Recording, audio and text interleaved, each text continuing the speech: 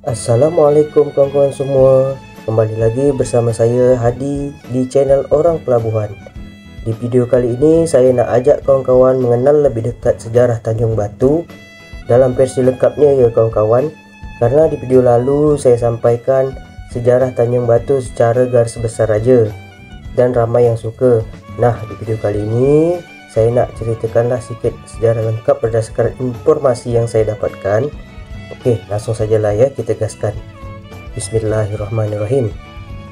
Pulau Kundur ini merupakan pulau yang terletak di Kabupaten Karimun, Provinsi Kepulauan Riau, Indonesia. Pulau Kundur terdiri dari 3 kecamatan, yaitu Kecamatan Kundur yang beribu kota di Tanjung Batu, Kecamatan Kundur Barat yang beribu kota di Sawang, dan Kecamatan Kundur Utara yang beribu kota di Tanjung Belian atau Urong ya. Sebelah barat Pulau Kundur berbatasan langsung dengan Provinsi Riau, tepatnya dengan Pulau Mendol atau Penyalai, Kabupaten Pelalawan. Nah, sejarah Pulau Kundur ini ada beberapa versi ya kawan-kawan. Ada versi tentang asal-usul nama Pulau Kundur, yaitu berasal dari nama sebuah pulau kecil yang terletak di sebelah barat dan berdekatan dengan Pulau Timun. Kedua pulau ini mempunyai legenda tersendiri. Diceritakan dahulu, hiduplah seorang petani yang sangat berhasil dalam bercocok tanam.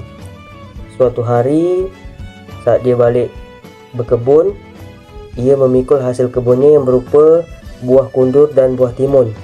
Dalam perjalanan, buah yang dipikul dia itu patah ya, sehingga bawaannya jatuh ke tanah dan berserakan. Karena kesal, dongkol, akhirnya buah kundur dan timun itu dilempar ke laut. Dari kedua buah tersebut muncullah Pulau Kundur dan Pulau Timun di wilayah Kecamatan Kundur. Juga terdapat di desa yang bernama Desa Kundur. Versi lainnya yaitu sebagian masyarakat percaya bahawa pulau tersebut dahulu sangat banyak ditanami buah kundur. Penanaman buah kundur sangat dimungkinkan untuk perdagangan, sehingga diperlukan lahan yang besar hingga menghabiskan satu pulau untuk penanaman buah kundur ini. Menurut cerita, inilah asal-usul Pulau Kundur. Versi lainnya lagi ada karena bentuk Pulau Kundur yang menyerupai buah kundur. Hal ini diyakini karena para nelayan yang mengelilingi pulau ini mengatakan bahwa bentuk Pulau Kundur ini menyerupai buah kundur.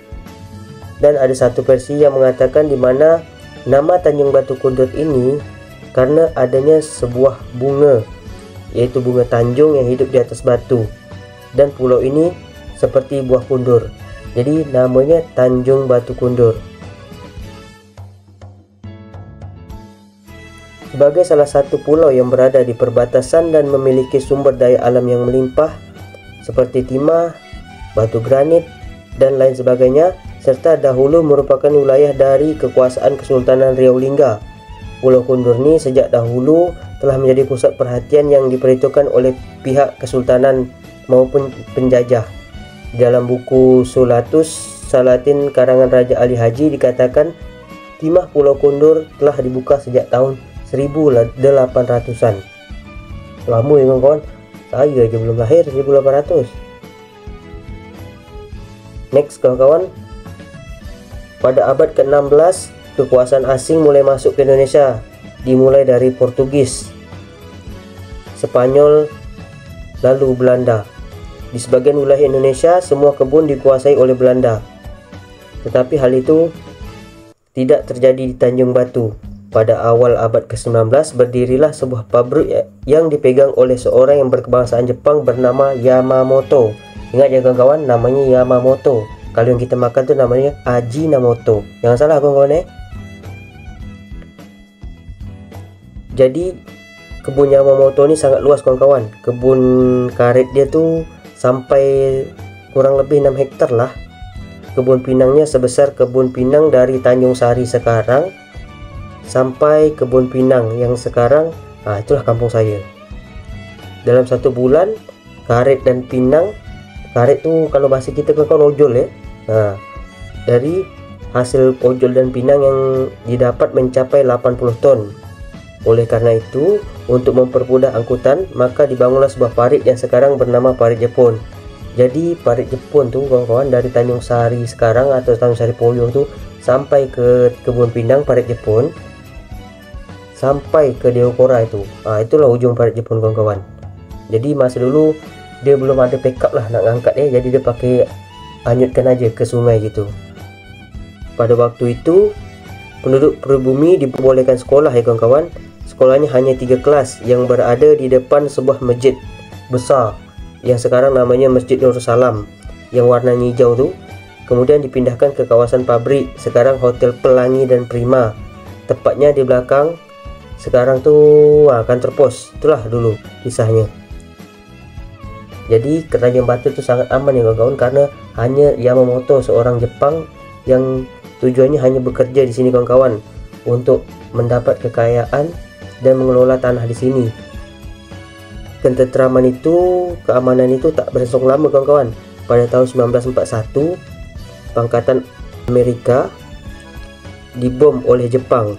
Akibatnya Yamamoto tu kembali lagi ke Jepang dia kawan-kawan, dengan alasan panggilan negara untuk ikut berperang gitulah.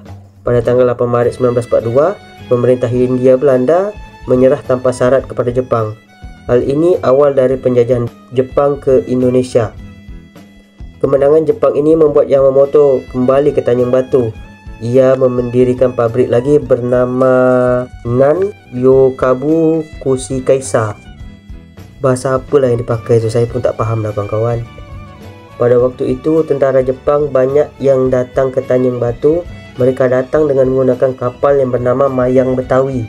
Itu orang zaman dulu tahu tu kapal Mayang Betawi. Saya tak tahu. Saya cuma dengar cerita je kawan-kawan Dan waktu tentara Jepang berada di Tanjung Batu, mereka mendirikan markas atau sebuah kantor yang sekarang tu kantor Polsek Tanjung Batu. Itu bekas markasnya tentara Jepang dulu kawan-kawan Tapi ya Allah, tentara Jepang ni ganas kawan-kawan. Mereka tu main pancung aja, main cambuk penduduk yang tidak mau ikut dengan mereka. Memang teruk Jepang ni. Sadis. Mereka juga menutup sekolah, tapi para guru tetap berusaha untuk terus mengajar. Akhirnya berdirilah sekolah baru yang diberi nama Sekolah Rakyat, yang sekarang berada di belakang Hotel Gembira. Jadi kawan-kawan kalau nak pergi Hotel Gembira tu, kawan tengok yang sebelah kiri belakang Hotel Gembira, itu gedung-gedung kayu. Itulah sekolah dia dulu, Sekolah Rakyat dulu. Jadi keturunan Tionghoa diperbolehkan oleh tentara Jepang untuk mendirikan sekolah Paifen. Sekolah Paifen sekarang kawan-kawan tahu tak sekolah Paifen tu yang mana? Itulah ada SD 34. Itu sejarah sekolah SD 34 tu kawan-kawan Kekejaman tentara Jepang ni tak berlangsung lama kawan-kawan karena pada tanggal 15 Agustus 1945 Jepang menyerah tanpa syarat kepada sekutu, sehingga pada tanggal 17 Agustus 1945 kemerdekaan Indonesia diproklamirkan. Kekalahan Jepang membuat Yamamoto kembali ke Jepang dan pabriknya diteruskan oleh seorang keturunan Tionghoa. Jadi gitu kawan-kawan ceritanya. Semoga kawan-kawan faham dengan bahasa saya ni. Dan pada tanggal 29 September 1945 terjadi pendaratan tentara sekutu di Indonesia. Tak lama dari itu tentara Belanda sudah sampai di Tanjung Batu. Mereka juga mendirikan markas seperti Jepang dengan lokasi berbeda dari markas Jepang, yaitu sebuah bukit, yaitu sekarang menjadi sebuah kelenteng ya kawan-kawan.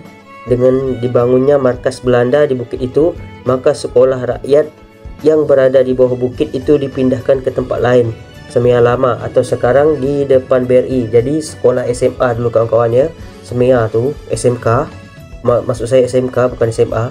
Semea zaman dulu bahasa dia itu letaknya di depan BRI kawan-kawan bukan di Sungai Sebesi, belum lagi. Belajar dari pengalaman ini kawan-kawan sungguh pahit dan kejam tentara Jepang.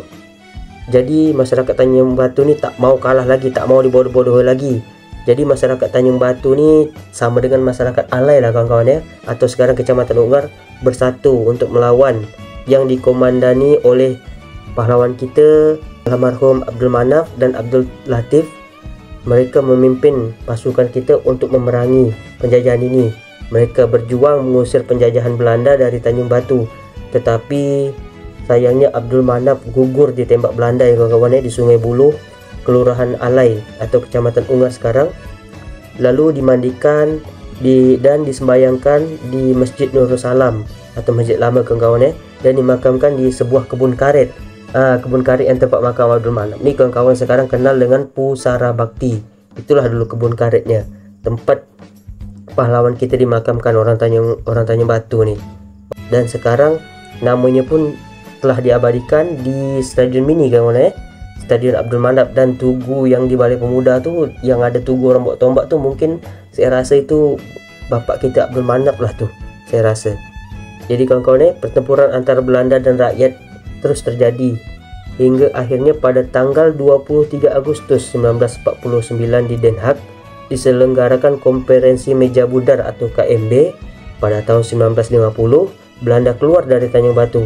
Keluarnya Belanda tersebut disambut gembira oleh penduduk dan diadakan upacara kedaulatan di lapangan yang sangat luas. Itulah sekarang yang kita kenal dengan nama Balai Pemuda. Itulah sejarah kita dalam melawan penjajahan di atas bumi ini kawan-kawan ya. Sekarang kita masih tetap dijajah kawan-kawan, baik itu dari segi ekonomi, dan yang paling parah lagi sekarang penjajahan di atas Palestina oleh Israel. Kita berdoa semoga Palestina cepat merdeka dan cepat diberikan kemenangan untuk melawan Israel ya kawan-kawan. Nah, itu sajalah video saya pada segmen kali ini. Saya harap video saya bermanfaat dan memberikan wawasan, terutama bagi adik-adik kita yang belum tahu sejarah tentang Tanjung Batu ni. Semoga bermanfaat. Jangan lupa like, komen dan subscribe channel saya. Semoga channel saya semakin berkembang dan bisa memberi manfaat bagi kita semua. Saya akhiri dengan Assalamualaikum warahmatullahi wabarakatuh.